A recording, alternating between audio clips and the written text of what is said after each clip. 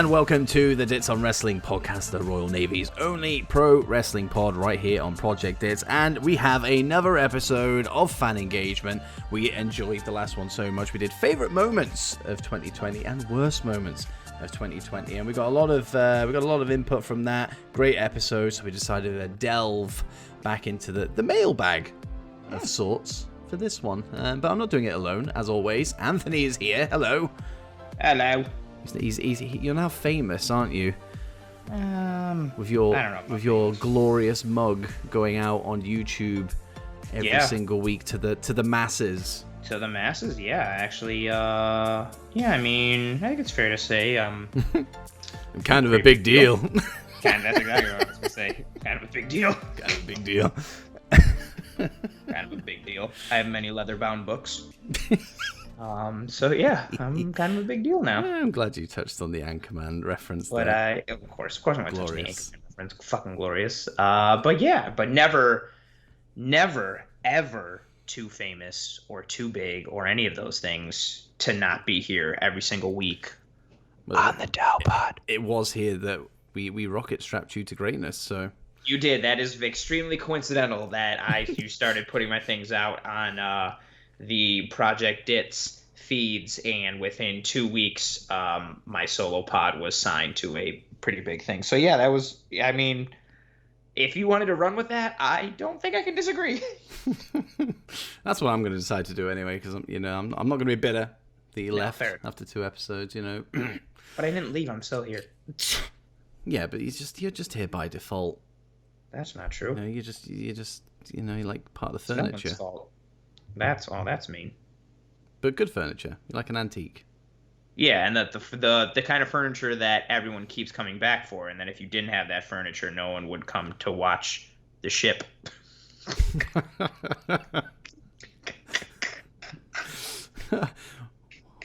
This has started in such a bizarre way.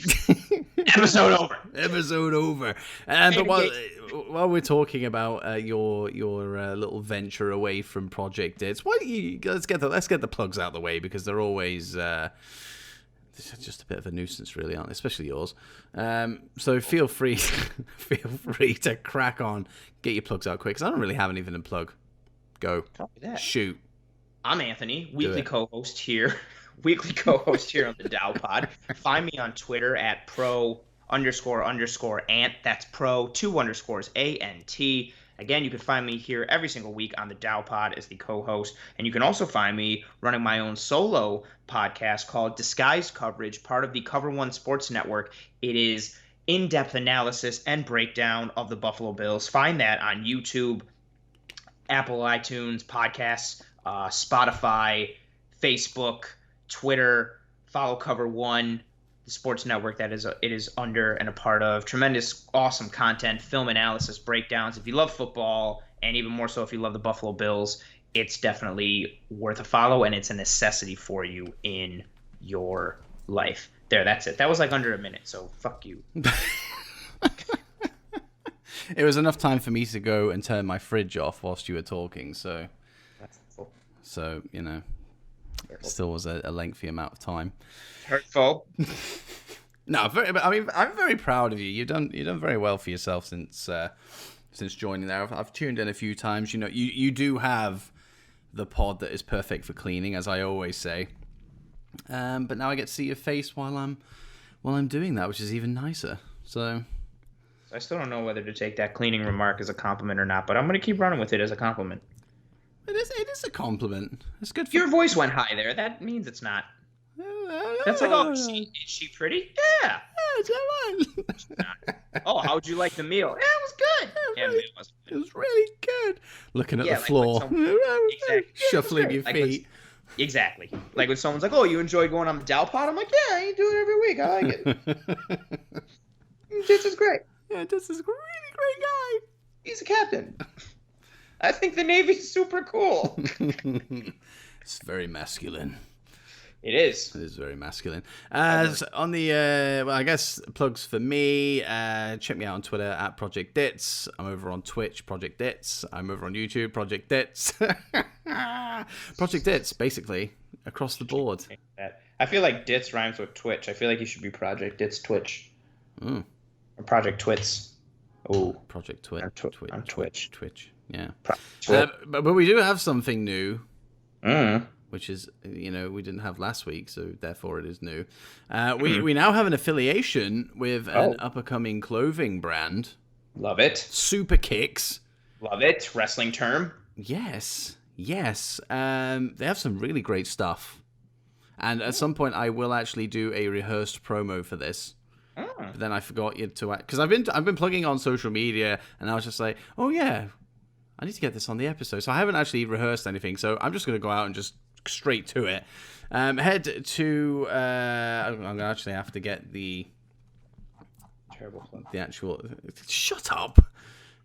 But while he gets that, really good stuff, really good apparel. They're super. Like, I don't even think we need to talk it up too much, but give them the link, let them know what's up, because they got stuff. So it is Super Kicks, but it is spelled a little bit differently. www.sprkix, that's superkicks.com.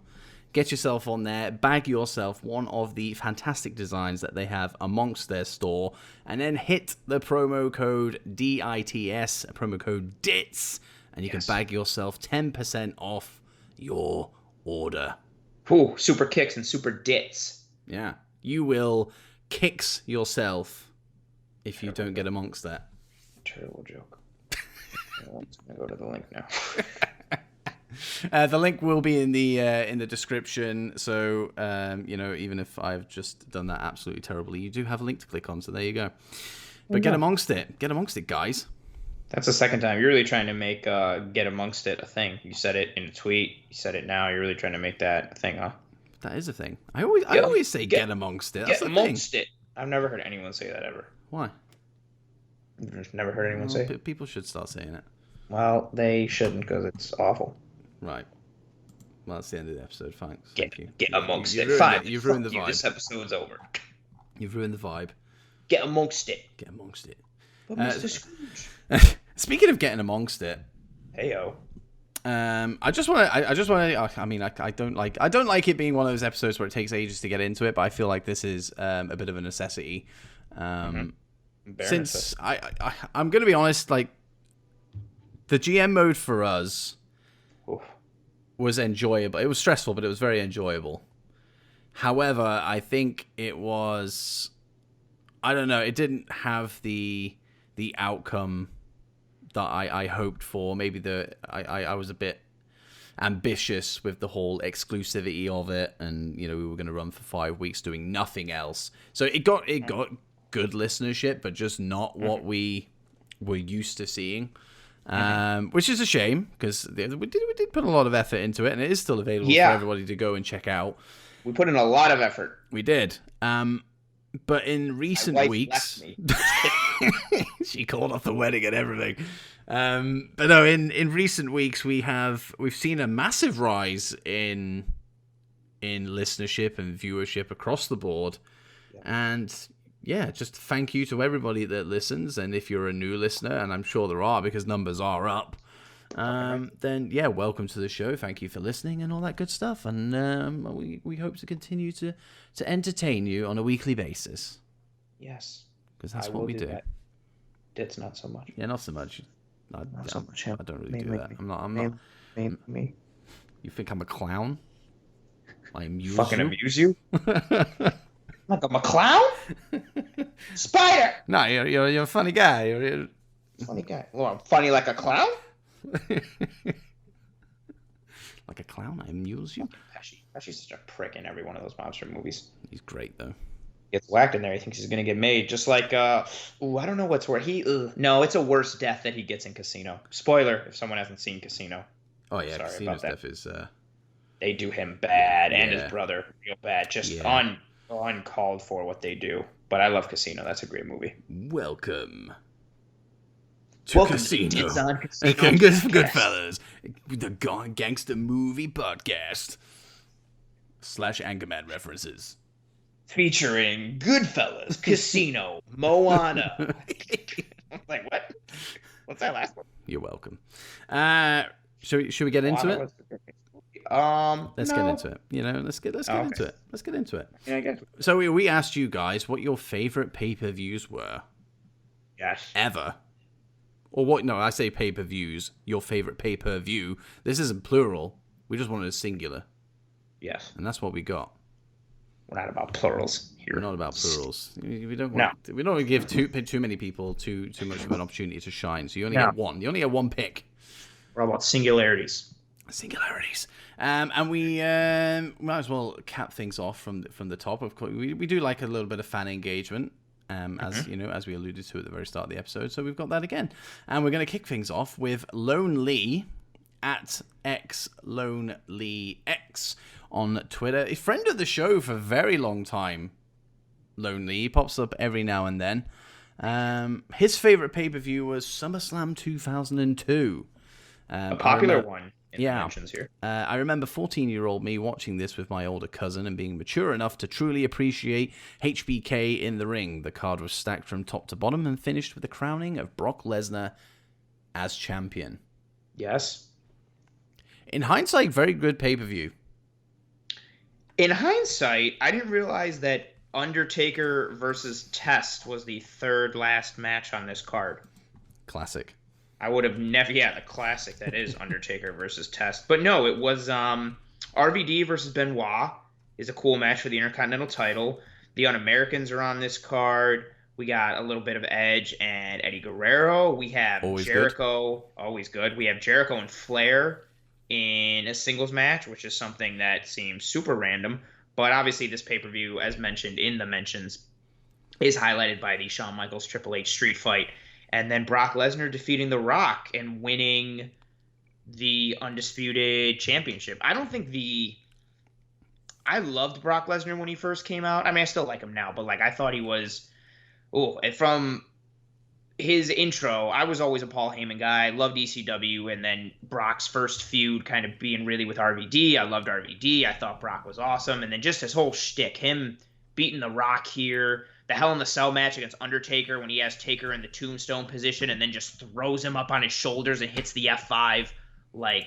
Damn, Brock was awesome. And I always forget that the first time he won this title, that he won the title was at this SummerSlam pay-per-view. And I think, little me at the time wasn't in tune with the big deal that it was that Brock won the belt here. But it's a pretty momentous moment considering what Brock would go on to be. And then the Shawn Michaels Triple H match. The match was almost a half an hour long. Good match, bloody match, unsanctioned, quote unquote. This is a good pay-per-view.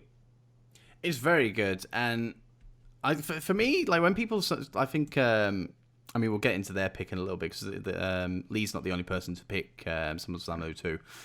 But somebody else picked it and I was like, I was trying to jog my memory, what was actually on this card. And of course, you do remember the unsanctioned match. You do remember Undertaker versus Test, of course. yeah. Spike Dudley versus Steven Richards. Of course. You do remember Lesnar Rock. But, like you said, you had Edge and Eddie Guerrero, RVD, Chris Benoit, Kurt Angle, Rey Mysterio. Oh, yeah, I forgot about that. You're right. Ric Flair, Christian. It's a great card. Book Dust.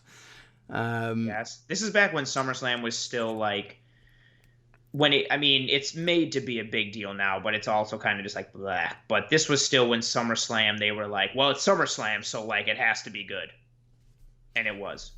Yeah, and you had it kind of fed into the fact that King of the Ring was also a big deal back then because the winner of King of the Ring would go on to face the WWE champion at SummerSlam.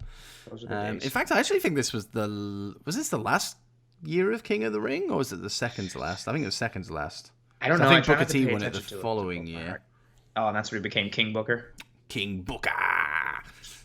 I loved King of the Ring. I thought it was I love tournaments. It's part of the reason I love the G1. I love the New Japan Cup. God, King of the Ring was awesome. And they I don't know why they went away with it. It was so great. Yeah. And then, the recent... I don't want to talk about what it has been recent. Yeah, that's another podcast episode for another time. But this. The two matches I always go to are the street fight and the main event. And the main event especially, Will you shut up about the Undertaker and Test? Nobody wanted. I didn't remember that match. I can't believe it went on third last. It's just wild. It just stands out to me because you start to get into this run where it's like, excluding the first match, it's Kurt Angle versus Rey Mysterio, Flair Jericho, Edge Eddie Guerrero, Un-Americans versus Booker T and Goldust, Rob Van Dam versus Chris Benoit, Undertaker versus Test, Shawn Michaels versus Triple H, Brock Lesnar versus The Rock. One of those things is not like the other. No disrespect to the Undertaker and Test. Shortest match on the card as well. Yeah, 8:18. Yeah, excluding the opener of Spike Dudley and Steven Richards. Yeah, that was on Heat. So. Oh, was it? Yeah. I didn't realize the temperature mattered for this pay-per-view. Very good. Very good. No, very solid card. But yeah, the main event is the one that stands out for me. I know obviously the street fight is a big deal, but the main event for me is kind of a passing of the torch. Because you know I'm a Rock guy through and through. I know you like him very much. I do. But you're also a Brock guy. But I'm also a Brock guy. Anything that. Oh yeah, I'm not going to actually say. So that. Anybody who's got like Rock in his name, so it's just the Rock and then Brock. I like all things Ock. I bet you do. Ooh, baby. Shock. The stocks. Yeah. Crocs. Yeah. Not the shoes. I mean like crock pots for you to like cook stews in and chilies and things. The game blocks.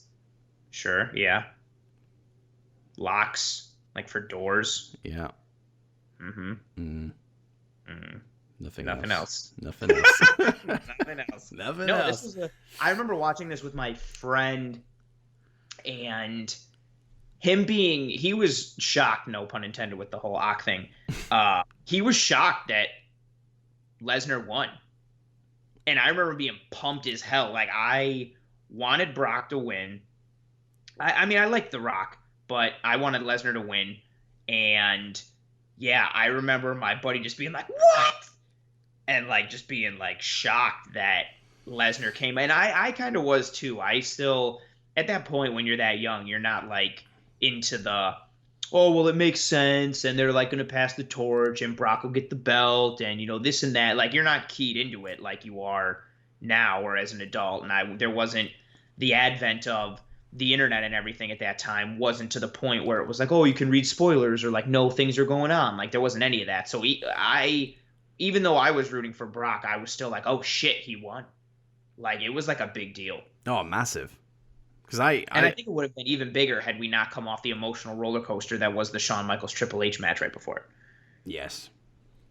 You would have thought maybe Taker Test would have gone main event. Before the main event, so it's a little bit of a I can calm down, not really going to pay much attention to this one, and then bang. No, that's the opposite of what happened. You can't calm down for Undertaker Test. It's Undertaker Test. No offense. A fun little tidbit here, though. What tidbit? Which feeds into one of my favorite things in WWE. I mean, this is Wikipedia, so take it with a grain of salt, but I'm pretty sure this is probably something that happened. After the broadcasting of the event had stopped after the main event, former Undisputed Champion The Rock was visibly angry at the crowd reaction. And I remember watching that, like, The Rock getting booed, and I was like, oh my god, why are they booing my guy? Why are they booing my guy? And they were cheering Brock, and then Brock wins, and everyone goes, ah! I was like, oh my shit. They were pumped. Because it was this was in Long Island. So you had kind of a smarky New York crowd. Yeah, it was at the Nassau Coliseum in Uniondale, which is basically Long Island. And so you had a decently smarky New York crowd. Also probably got some Philly people who would have made the drive. So you had a crowd that was like not anti what normally happens, but a crowd that will cheer for things they like in general rather than just being like, oh, there's the face, yeah, oh, there's the heel, boo. And I do remember that because even if you watch the video, when Brock wins, it's a legit pop. Yeah, massive, yeah. Yeah. Rightfully so. Absolutely rightfully so. I did have a thought in my head then, but an email came in and distracted me, so I've lost it forever. However, the Wikipedia paragraph goes on. The Rock had faced a negative response from the fans during the main event. Yes, we know, we just said that. When he tried to do a post-show speech for the crowd, the fans attending the Nassau Coliseum would still boo him. He eventually cut a promo, but declared that Sing Along with The Rock is over before taking a 6-month hiatus from WWE, which is probably why they were booing, to be fair. I mean, we've all seen Lesnar Goldberg. Yeah, it was kind of the same. Well, obviously not as intense as that. Good God. No. I was going to say, but the crowd probably at that time knew like he was on his way out. Yeah. And so they were like, kick rocks. But no pun intended. But the line "Sing Along with The Rock is over" is Hollywood Rock. Yes, through and through. Before we had Hollywood Rock, and you know that's my favorite version. Yeah, it is your favorite version. Oh, which is, I don't think that would be many people's favorites, but it is yours, and a little seed planting there for Sing Along, and maybe they harken back to that when he comes back. Yeah, so there you go. I like it. Yeah, so Lonely. Good choice. SummerSlam 02, very good. It's not the. What else do we have? I was gonna say, what else do we have in the mentions there about the old SummerSlam 02? So Super Kicks. Remember those guys? Super Kicks. 10% off your order. Promo code DITS. Gotta get these in every time we can get. Promo code strawberries. Why? Also, fans of SummerSlam 02, HBK versus Triple H in a masterclass of storytelling. Yeah, I think this was a match too. Again, because I was little, the Shawn Michaels timeline at this time, he was just starting to. This was still like, I know from my perspective as a tiny child, I was still in the thing of like, is Shawn Michaels back? Like, is he not back? Is he like kind of back? Is he like okay? I thought he like couldn't wrestle, but like, is he? And then I saw this match and I was like, oh shit, I guess he's back. And he came back like in a big way, like coming back with this. Yeah, that was because I remember. He left after Austin beat him, and I remember like all the talk amongst me and my friends was just like, oh yeah, he's hurt or he's got like this injury and he can't come back from it. And then he came back, but like wasn't really wrestling. Yeah, it was kind of like foot in the water, like half in, half out. And he was here, and I was just like, oh, I guess he's gonna wrestle. I always remember him having short hair, and I was just like, why does he have short hair? He can't wrestle if he has short hair. I was very confused. I also was still very mad at Shawn Michaels because of the Montreal Screwjob, so I wanted death to Shawn Michaels. Didn't get it though, did you? No, I did not, unfortunately. I mean, I also wanted death to Triple H because he like lied to Brett's wife's face because the clique. But whatever. You're very bitter. Good for them, I guess. Oh, I'm not bitter. I don't hold any like resentment. I just don't like them. I don't hold any resentment. I'm not upset whatsoever. That being said, if they were dying in a ditch, I'd let them. No, I'm just kidding. It's dirty business. Dirty business. Dirty biz. But yeah, he came back with a bang in this one. This was like a real, oh shit, he's back type of thing. And when you've got one of the greatest wrestlers of all time in Test on the card, you have to do something to kind of overshadow that. And Shawn Michaels definitely didn't know. But yeah, it was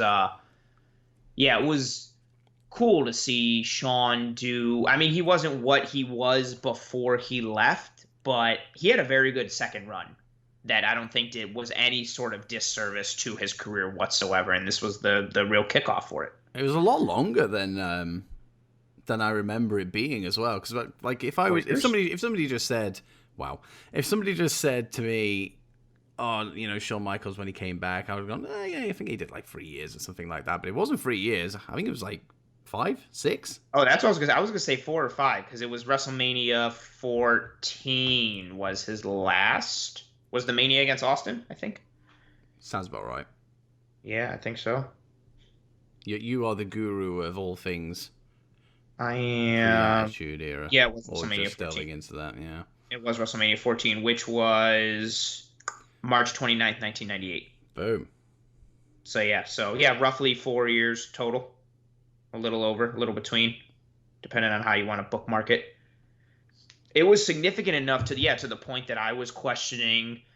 I was like, damn, I guess like he can go. All right, I guess Shawn Michaels is back. This is cool. Yeah, it was a really good match. This is a good pay-per-view. Again, back when. Now, I don't want to be that guy to be like, oh, back when, and it was so much better. But it was. Like, it really was. And this is a good example of SummerSlam meant something. And they didn't fuck around when it came to SummerSlam. No. Yeah, even you mentioned it. Look at the whole rest of the card. Like Kurt Angle versus Rey Mysterio is like your opener.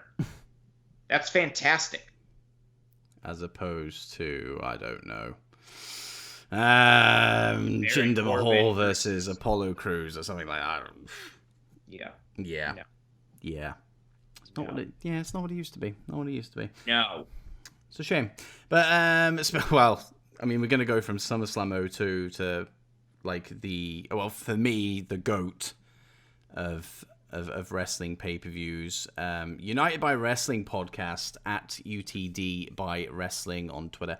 Their favorite pay-per-view, and I think this is shared among many a wrestling fan, is WrestleMania 17. X-7. X-7. It had the best Austin Rock match in his opinion, and they did a good job storytelling on almost every match. And let's just break down that card of every match. And it was a good card. You know, I think there was probably only like one dud, if that. We kick things off with Jericho and Regal for the IC title. Taz and the APA with Jackie, or Jacqueline, defeated Right to Censor. Classic faction, Right to Censor. Loved it. Kane defeated Raven and Big Show for the Hardcore title. Eddie Guerrero defeated our good man Test. We had Angle Benoit, China Ivory. I think that's when she came out with the pyro gun. Shane McMahon defeated Mr. McMahon.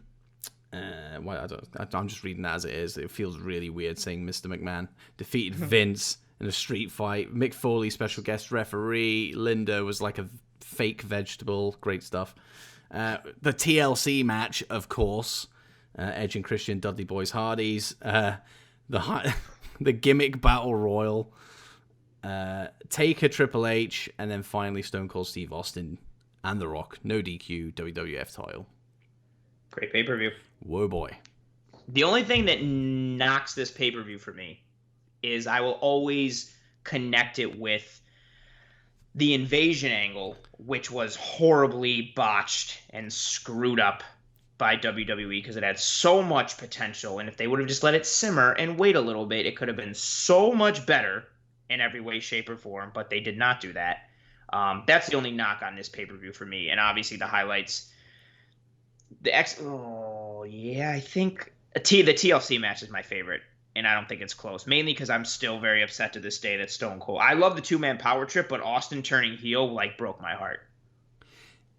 Yeah, I was just like, no, I yelled, and it didn't really make any sense. No, it didn't. I know there's a lot of stuff in wrestling that doesn't make sense, but I don't know.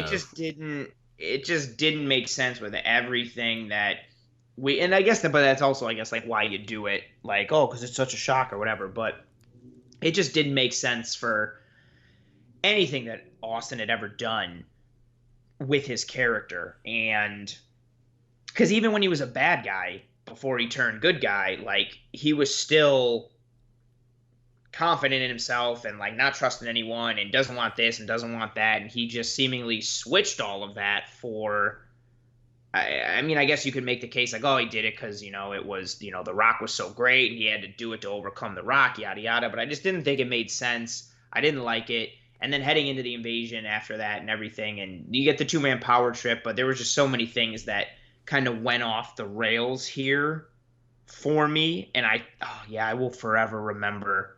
Because that was the big deal. That was the culmination. Rock and Austin, the two biggest dudes in wrestling across any company for the better part of, 3 years, 2.5 at least. And this was, oh man, they were going to fight each other. This was the moment. You had an awesome entrance ramp and spectacle for Mania that they had set up. It felt like a big deal. They were at the Reliant Astrodome in Houston.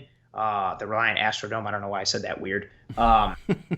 You had a long entrance walkway. You had an impressive ramp and setup, and it just felt like a big deal. You had the two biggest guys in wrestling going at it. This was our level of what we would be able in that era to be like, oh, like other people would be like, oh, you remember like Flair Steamboat or like Hogan Savage or even Hogan Warrior, and you could be like, oh, remember like Austin Rock, like just or Brett and Shawn, like all those matches that defined an era, and this was ours, and it's the defining. It should have been. I mean, I guess you still could say it is, but it should have been the defining moment of that era, and instead it's just like.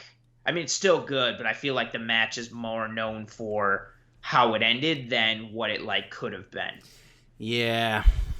I mean, well, I think we've talked about it before. You know, the disdain for the heel turn. Oh, so disappointed. I was this was around the time I would always watch. I had a friend of mine who would always get the pay-per-views, and I would watch most of the shows with him. But then I also had some family that would get up for like WrestleMania every year. But they were like a little older, so they started to kind of be like, oh, wrestling's fake, but I was still young and naive and like, no, it's not. And for this one, I was with my family, a decent amount of cousins and stuff like that. And yeah, oh God, everybody was just like, what? I thought like Austin was a good guy. And I was like, he's supposed to be. I don't know why he's with Vince. Like, what the fuck? Yeah, it was impactful on a little Anthony. And I still don't. I mean, I get why they did it, but I still don't like it. Yeah, I think that's the general consensus. And you hated it too because you were a Rock guy, and he just took advantage of your hero. The bastard. The shit out of him with that chair.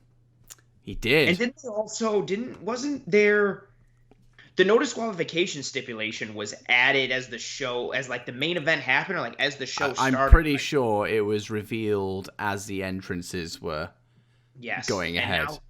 And now going back at it, like I feel like I should have been like, something's gonna happen, but I don't think I was paying attention at that point. I was just so geeked up for the meeting of these two. Plus, I was also riding that high of the Undertaker Triple H match right before it was a good match. And then the TLC match like blew me away. I didn't have expectation. I mean, I did a little. It's amazing. Like I had expectations based on what these three teams had done before, but then this being like the official TLC match, and then you had the spot with Rhino and Lita and just all the extracurriculars, and yeah, holy shit, like I was still on the come down from that match. In addition to the Angle Benoit match was a good match, and there was just a lot on this card, and it was a good pay-per-view. It felt like this is one of those manias you point to when you're like, this is what WrestleMania should feel like. Yeah, that's a very good way of looking at it, yes. Yeah, like if you want someone to understand, like, this is the spectacle, you want them to see like an impressive and grand setup and entrance and stage and ambiance and energy and atmosphere, but then also see like results in the ring with a crowd that cares and is invested. This is the type of mania that you show them to be like, this is why WrestleMania is a big deal.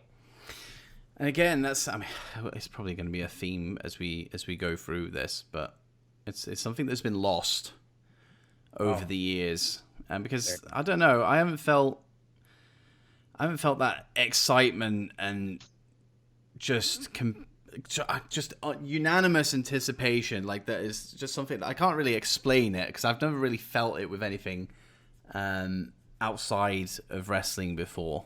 I think maybe the last one that I had this kind of feeling of, oh my, like, this is a big deal. I'd be driving around, like, every time I was in the car, it was like wrestling themes. I had like a WrestleMania fucking playlist, and like I was just completely just like, right, so like, these are the matches that are going on every single time. Like, they did the promo packages on weekly TV, like I'd have goosebumps and stuff. And the last time that happened was WrestleMania 31 for me.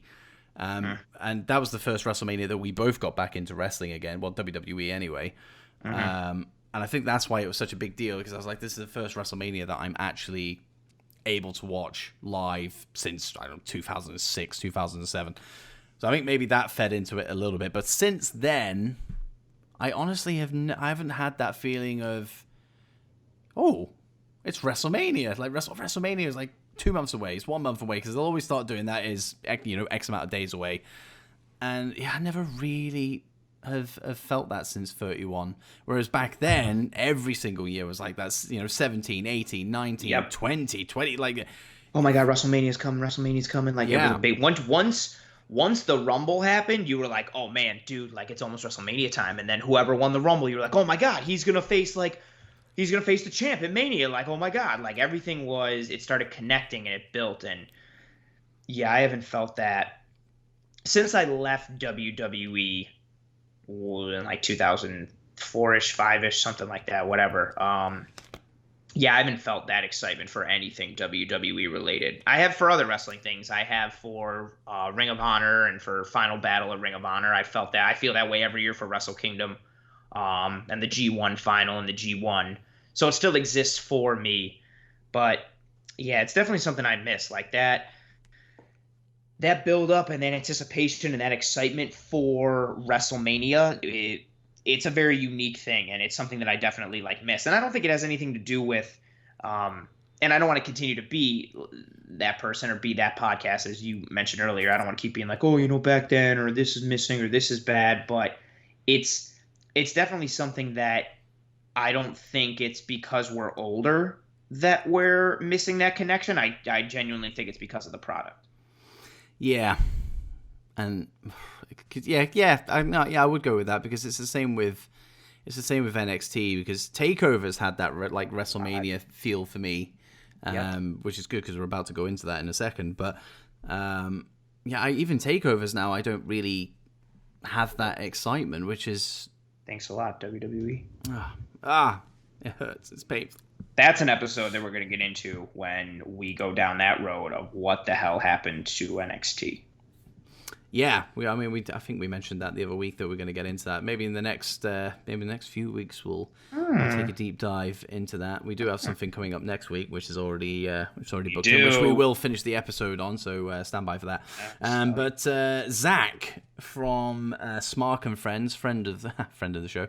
By the way, I always harp on about this on social media. Like this guy has the best branding of a wrestling podcast that I know. Like it's unbelievable. Like the amount of effort this guy puts in is great, and I have so much love for it. Anyway, his favorite is NXT Revolution.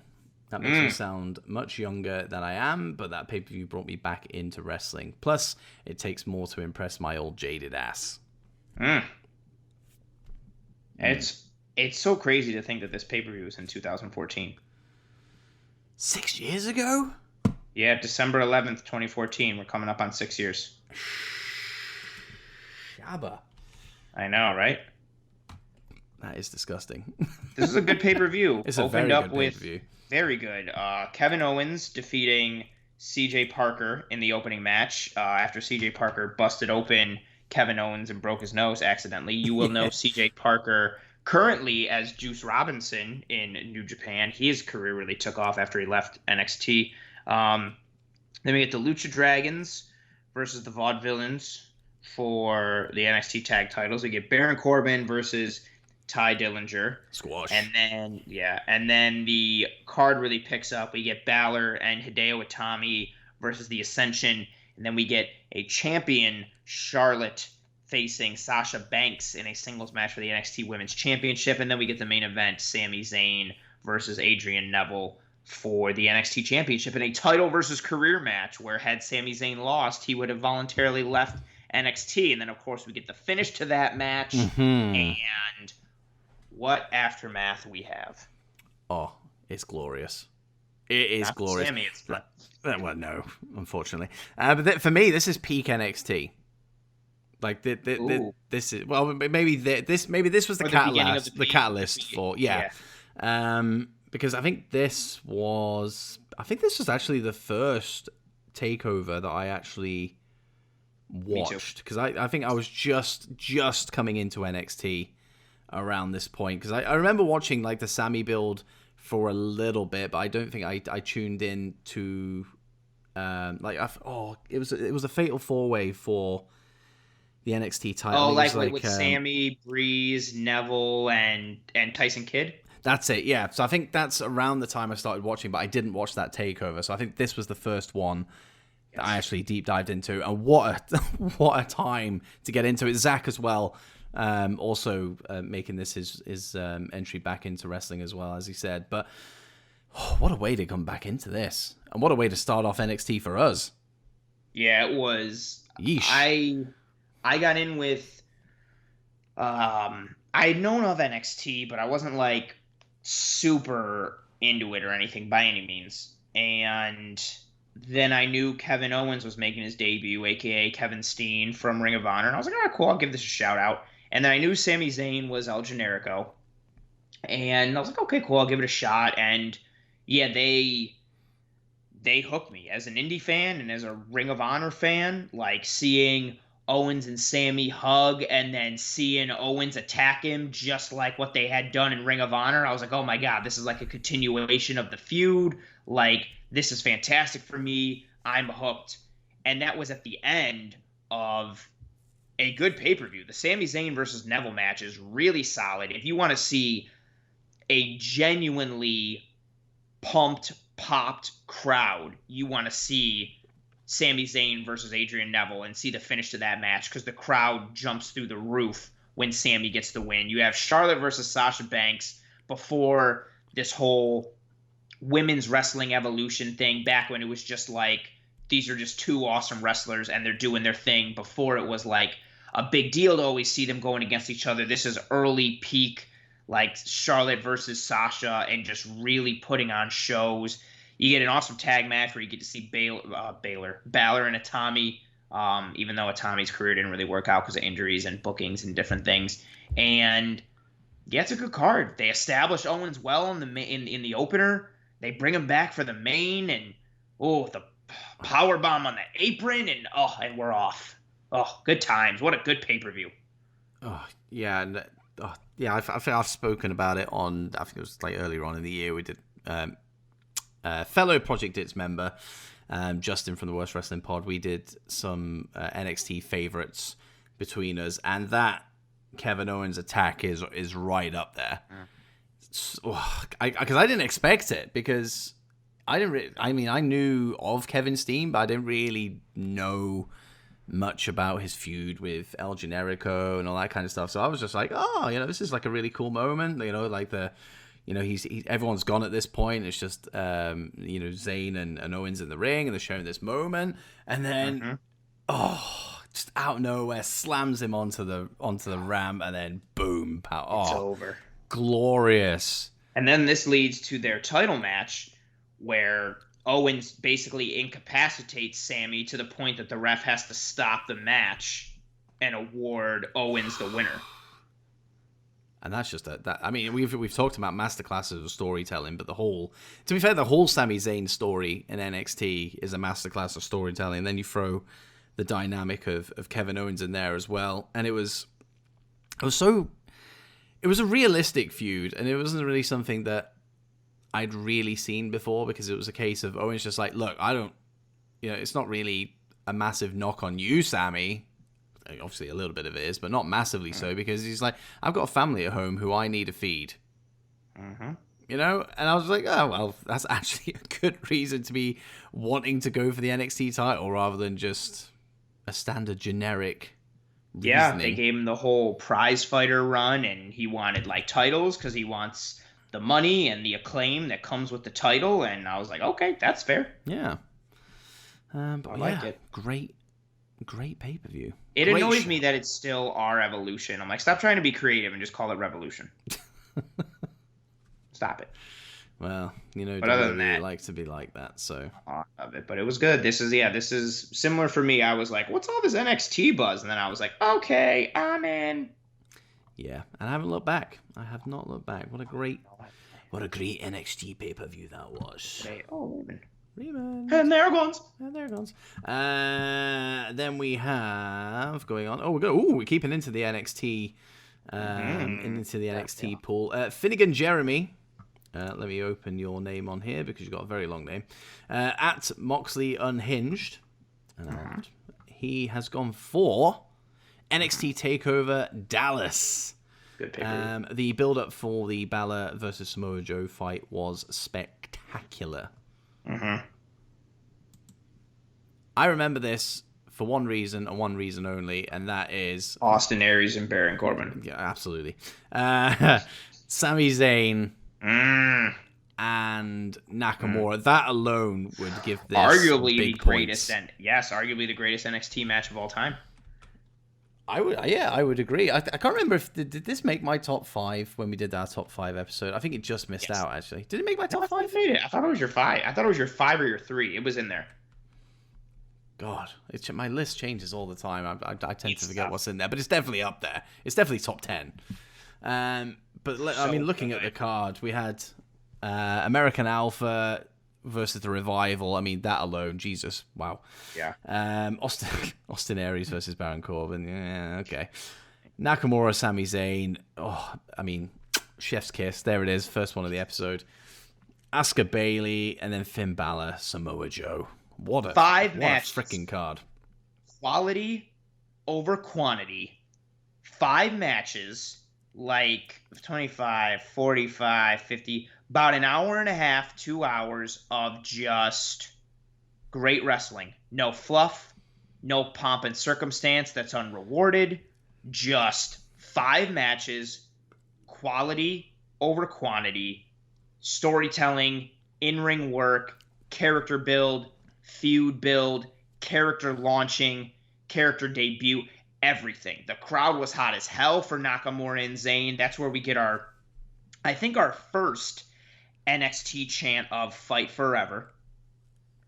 That match is fantastic. We get the Balor-Joe match that would have been much better if they let the blood continue, but they stopped the match to tend to a bloody Samoa Joe. Yeah. It would have been fantastic if they let that go on. We get Asuka beating Bayley and starting her run as NXT Women's Champ. And even as I made a joke about it, but Aries versus Corbin is not a bad match. American Alpha and the Revival is a good match. Quality over quantity. At this time, NXT was giving us the anti-WWE, which again was no fluff. We didn't have 9 matches and 10 matches where like 8 or 9 of them were just garbage. You had quality over quantity. It was fantastic. It was continuing the lineage of you did not want to miss a takeover at this time. You knew whatever takeover it was, especially one on WrestleMania weekend like this one was, you knew you were going to get a show and a half. I remember clearing my docket and making sure I was home in time on this Saturday night to see this pay-per-view because you weren't missing NXT TakeOver. And I didn't want to see it on repeat or watch it later. I wanted to see it live because I was pumped as hell and I knew it was going to be sick. And it was. And for me, it overshadowed WrestleMania 32. Oh, without a doubt. And I don't think that's... It's not. Yeah, it's not even comparable. Which is ridiculous when you think that a 5-match, 1.5 hour pay-per-view could overshadow the grandest spectacle of them all. It's really saying something about both brands and both promotions, but we'll stay away from the negative light that puts WWE and WrestleMania in, and instead focus on the positivity of NXT and TakeOver. Yeah, this pay-per-view and these matches on this pay-per-view, really just good build. They hook you with the first 2, and once you get Nakamura and Zayn, yeah. And they'd really perfected the formula as well for takeovers at this point, so... Yes, which is the quality over quantity formula. Yeah, so they were well into their run of takeovers never being bad. Yeah, literally. And again, ever. Quality versus quantity was in the card, but it was also quality over quantity in terms of the pay-per-view. You didn't have one every month. You had one it would be random. You'd have one for Rumble weekend, one for Mania weekend, and then you'd have 2 or 3 others scattered throughout the year. So when you had a takeover, it was a big deal. And this was no exception. Good stuff. And I remember thinking I wonder how Dallas is going to be for a wrestling crowd, and they were a good crowd. Oh yeah, I mean NXT crowds, just in general, are usually pretty standout. I know a lot of people have their complaints, about the. But I was worried. I was worried that, yeah, and that's fair. But I was worried that you were going to get more of a Mania crowd for this than you were an NXT crowd. That was my fear, and yeah, my fear was dissuaded and kicked in the face and thrown away on this pay-per-view. Oh, glorious. Great pay-per-view. Glorious. We're gonna just have a. We're not gonna obviously go around the boy on this one, but Podfather Mags. We do like Mags at Dej Kirkby on Twitter. Basic bitch that I am. WrestleMania X7, the height of my fandom, and stands up today for me as some of the best storytelling to come from WWF. And yeah, that's pretty much what we were talking about earlier. This was the height of fandom for me and for you. And yeah, like I say I watch this like 2 times a year. Oh, 17? Yeah, I'd say I always make sure I watch it at least once, but sometimes I'll always go back to it around Mania season because I don't know. I try and create hype for myself. And again, you're chasing that nostalgia. Yeah, like always chasing the dragon. And yeah, like this. Oh, I mean, I could talk about WrestleMania 17 for hours on end, but for 17 minutes. For 17 whole minutes. I'd be curious to see if I was 17 minutes if we talked about WrestleMania 17.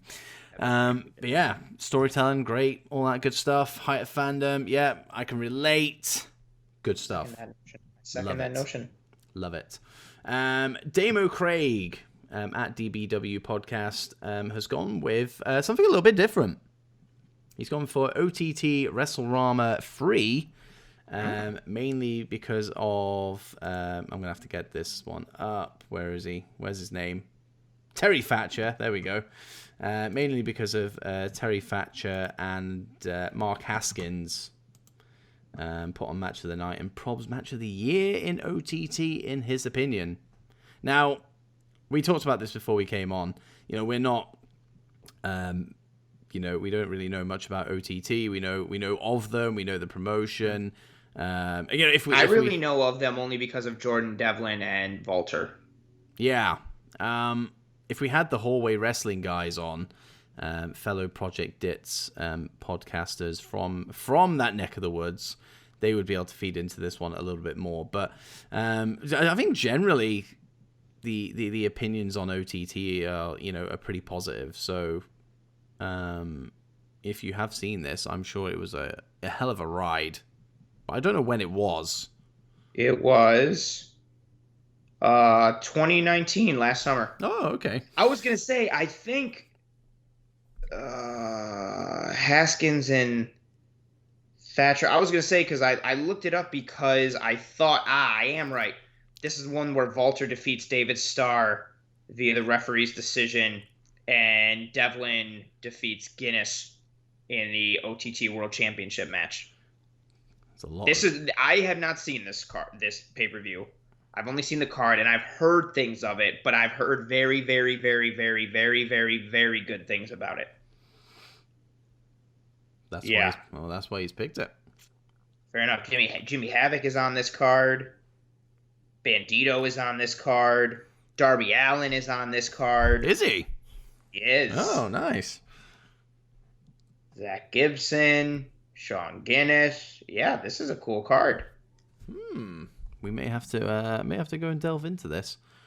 I remember I've seen clips of this on the old interwebs, and yeah, it gets oof. Yeah, it's a good card. Yeah, I might go check this out. But there you go.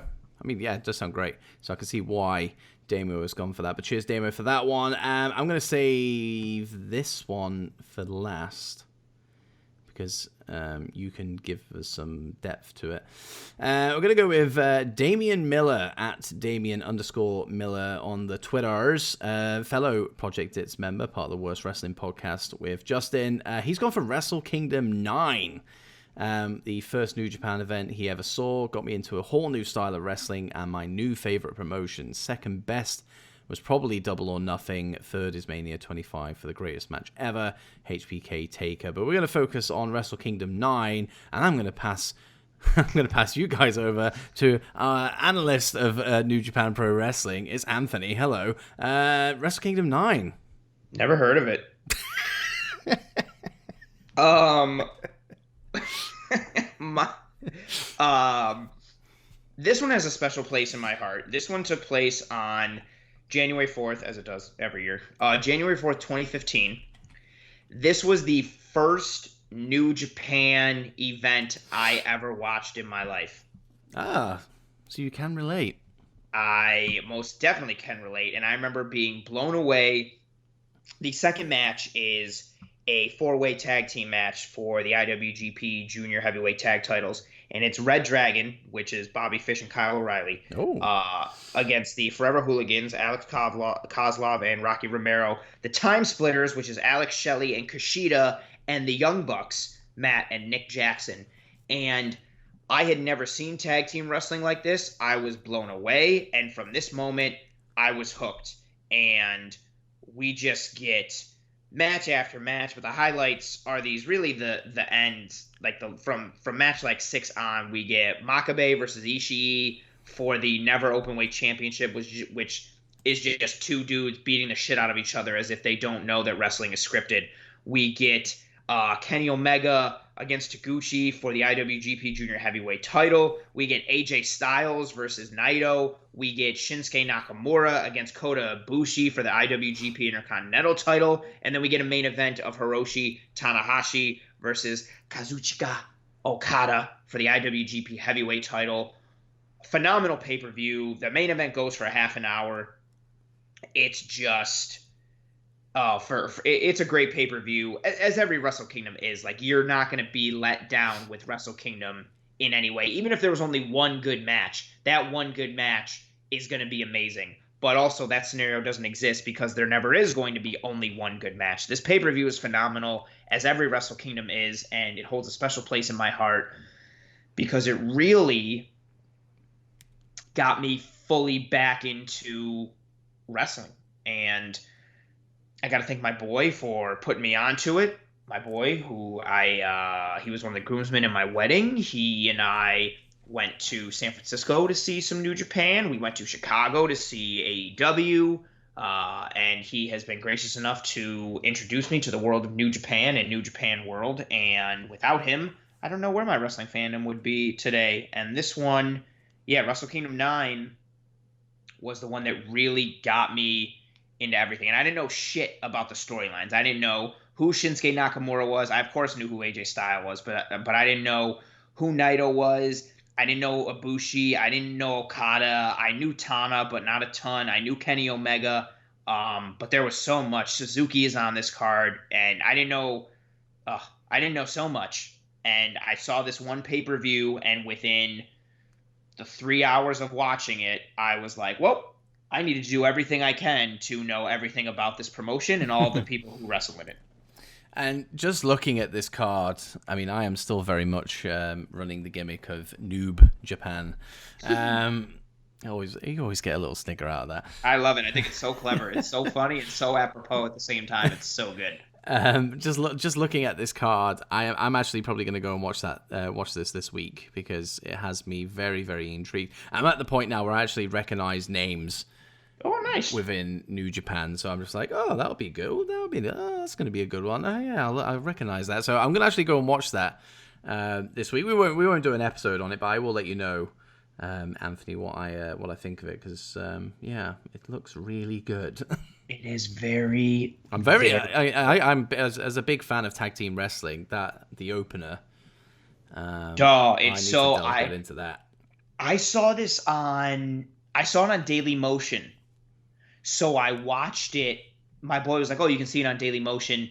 And so I couldn't see the whole card all the way through. I had to watch, like, each match was individually uploaded to Daily Motion. Oh. And so the first thing I clicked, I saw the match card online, and I was trying to follow it in order, but I couldn't find the Daily Motion clip of the Battle Royal. So the first thing I saw was the tag team match, and I was just awestruck at it. I loved it. And so good.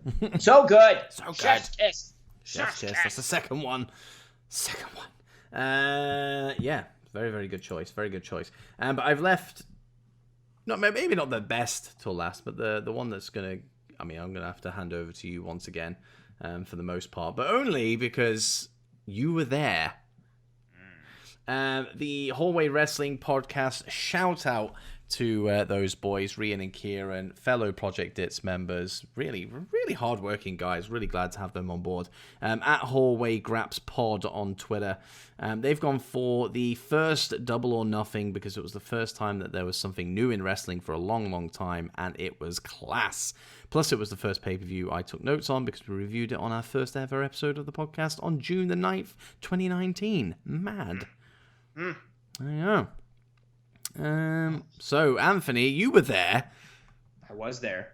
I mean, we've talked about it before on the show, your kind of like live thoughts, but, just for the sake of, kind of just building on that a little bit for, the fact that that's their choice, being there in person, how was it? Amazing. Mm-hmm. I've seen the clips that you've shared. Yes, I have them on my phone. I tweet them every once in a while because they are fantastic. I went into this pay-per-view being extremely lucky. The fiance and I, well, at the time, my girlfriend, but she would later become my fiance and my wife now. Hey, fun fact. We were already planning on going to Vegas, but we had booked for the week before. And then you had the press conference of Double or Nothing and all this stuff. And I remember saying to her, I was like, hey, could we switch it and go the week after so we could see this wrestling show? And she was like, yeah, sure. And I was like, oh, okay. I had never been to a wrestling show with anyone other than my boys. And she does not like wrestling. And she helped me be in the waiting room on multiple devices so we could secure tickets, which was a bitch and a half. She obviously waited with me, was at the show. Even she liked this show. And from an actual in-ring perspective and everything, the energy was awesome. You felt the energy just waiting in line, ready for the show to start. And then once you got in and saw everything, it was just, to add on to the tweet, the excitement of having another wrestling game in town was part of what was such a big draw. To know that it wasn't just WWE, you had another thing.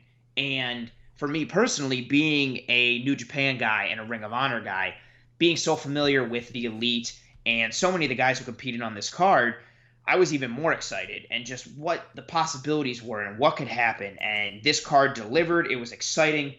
It was fun. And that was even after they adjusted, because the original plan was supposed to be Adam Page versus Pac for the AEW Championship. And they had to scrap that based on conflicts that Pac had with Dragon Gate. So they redesigned everything. I was worried how that was going to go. Didn't matter. You had Cody Rhodes versus Dustin Rhodes in what was one of the greatest wrestling matches and storyline driven things I've ever seen in wrestling ever, let alone live. Yep, you agree. It was awesome. I got to see blood. I got to see story. I got to see heart. And then I got to see more heart because Bret fucking Hart was there. My favorite wrestler of all time comes out of nowhere. They just announce it and everybody's like, what? And then Bret Hart walks out and presents this gorgeous belt. And then the Young Bucks versus the Lucha Brothers was amazing. Kenny and Jericho was good enough. But of course, while the in-ring work was great, and it was great pay-per-view, the highlight of the night was Dean Ambrose coming out, a.k.a. Jon Moxley. And I will never forget this moment for as long as I live. I can still remember the crowd reaction, the pop. I can still hear it. And I will still forever remember that my wife used to watch Total Divas. And so she knew of Ambrose for being married to Renee Young. And so I'm paying it. I was so enamored with this card and being there live. I forgot about all the rumors of who's going to show up or what's going to happen and this and that. And so Jericho is giving his post-match speech. And I'm just focused on the ring and I'm focused on Jericho. And I also have seats that are directly facing the ring, but also facing the entrance ramp. So that's my view. So Moxley comes from my right. So I'm just staring at the ramp and staring at Jericho in the ring. And I hear the cheers and I hear kind of the excitement, but I don't look. And then my wife taps me and she points and she's like, "Isn't that Renee Young's husband?" And I turn and then see fucking Ambrose. And that is roughly at the same time that everyone in the rest of the arena sees Ambrose. Oh, and he just comes out and it's glorious and it's amazing. And then he attacks Jericho and he attacks Kenny, and him and Kenny brawl. And it holds an extra special place in my heart because that was our first day. It was the second time we'd been to Vegas, but it was our first day of that trip, and we were there for another 4. And it was a great day. We had a great rest of the night and a great trip, and I could not stop talking about anything other than AEW. And even it was good to the point that even my wife was like, "Oh, that seemed like really cool, and that seemed like fun." And she, like, if she wasn't going to enjoy it, she would say like, "That sucked," but she wouldn't like make it shitty for me. But she even enjoyed it, and there were matches and different spots where she was like, "Oh, that was impressive," and she even made a couple comments like, "How come WWE doesn't do wrestling stuff like this?" And I was like, "I don't know. Good question." And it was a hell of a card, hell of a night. The energy was great. The atmosphere was great. It was one of the best times I've ever had at anything. And it was, it was a great card. Now that I've given a whole lot of backstory for it, I guess probably too much. But it was amazing. I get excited just thinking about it. Like that, man, they're like Moxley's debut and their first pay-per-view and everything that it led to, and AEW's launch. I know you had All In, but that was like, this was the like launch pay-per-view, the flagship show for AEW, and knowing that I got to be there live and see it, it's definitely a cherished memory for me. And it also helps that it was a good card and a good pay-per-view, and it wasn't like, well, that sucked. It was pretty good. Yeah, I can't really add anything more to that, to be honest with you. I mean, it's from an AEW obviously perspective, because that's what we're talking about. Yeah, I mean, I watched this the day after, so I didn't watch it live. And you already mentioned it.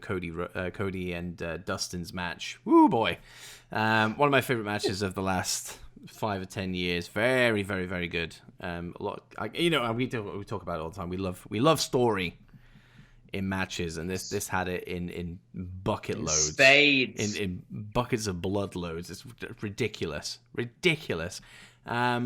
But for me, as somebody who's tried to get into AEW a couple of times, and every time I do, I always end up pulling back out. Like nothing tops this pay-per-view for me, because I watched this from start to finish, enjoyed the hell out of it. It was very, very good. Yes. And I haven't really gone back to it since then, because I feel like anything past that is just not hitting those heights for me. I don't know what it is with AEW. I really don't, because I know it's a good show. Because when whenever I watch it, I think to myself, like, that was really good. I'll watch it next week, and then I don't. There's just something that stops me from watching it, even though I enjoy it. It's weird. I just can't quite put my finger on it.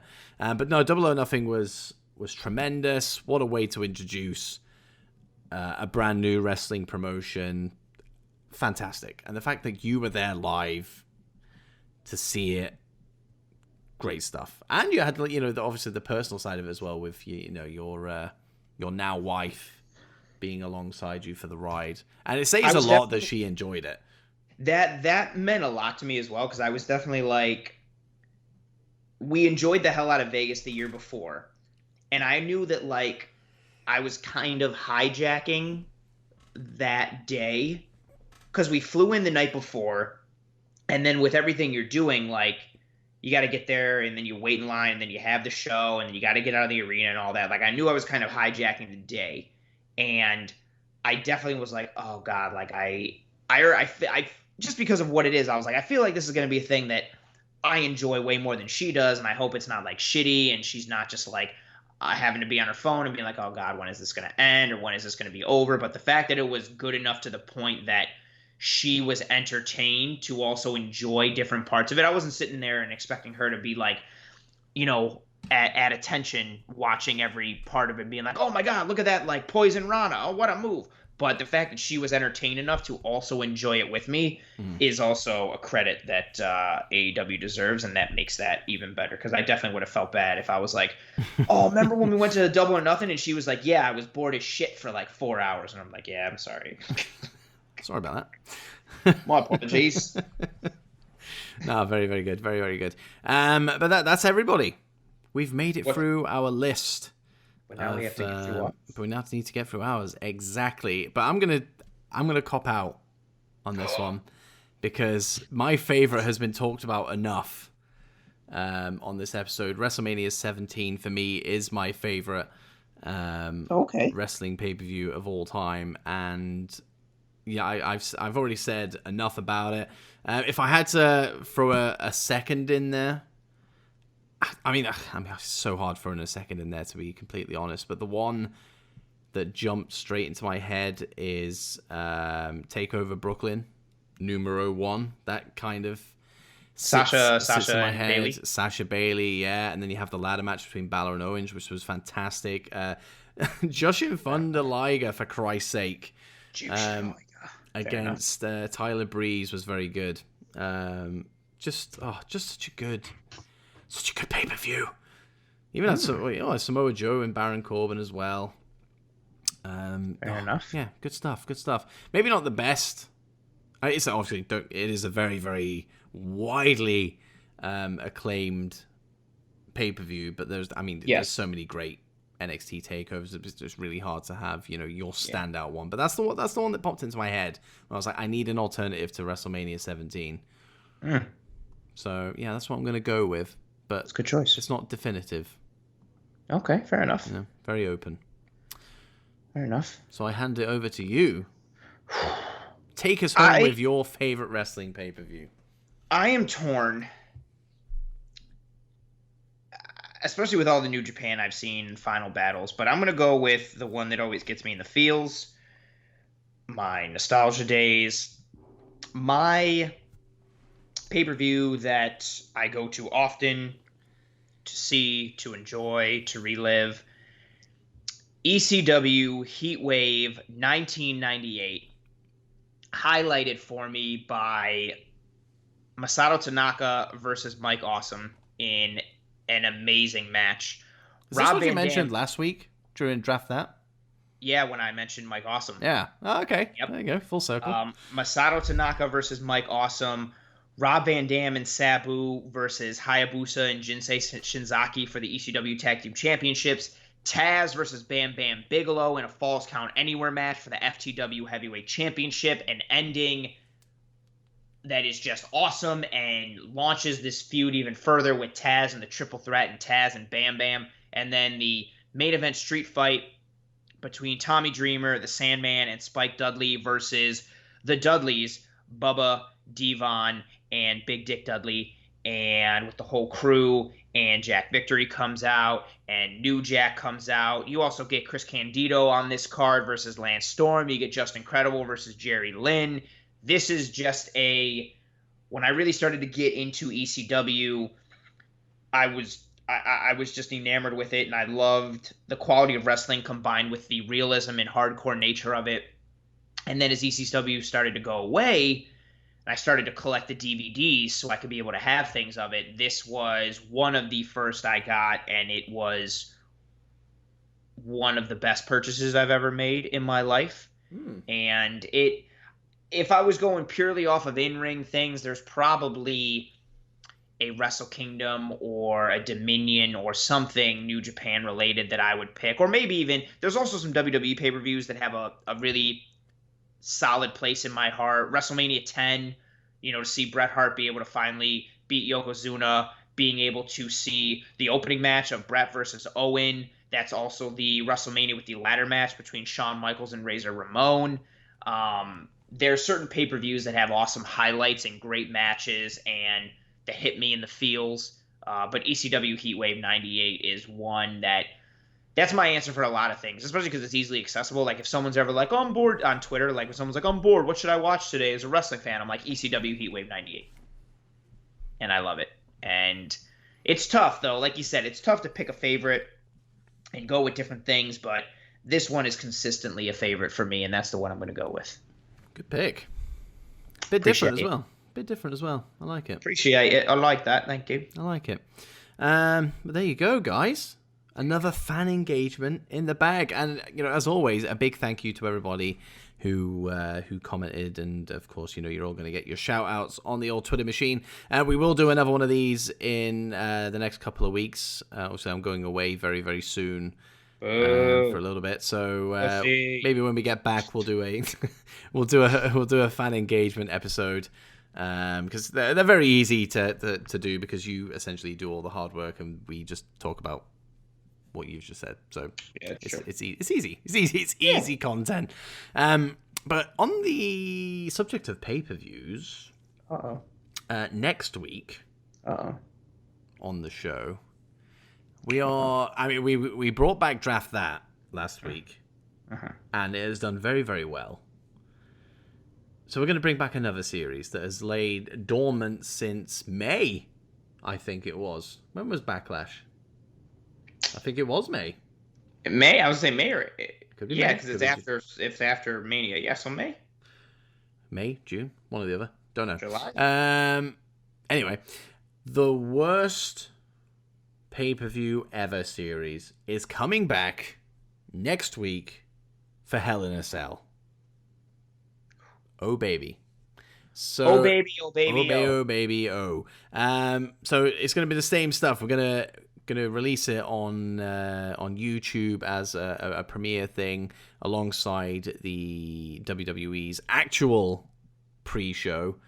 And then, obviously, the audio will be available on the standard release date for the DOWPOD. But, standard stuff. It is a pre-show experience. Anthony and I will come up with the most batshit crazy card that we can think of. The worst card possible. Yes, we've already discussed it before we start recording today. It's theme-based.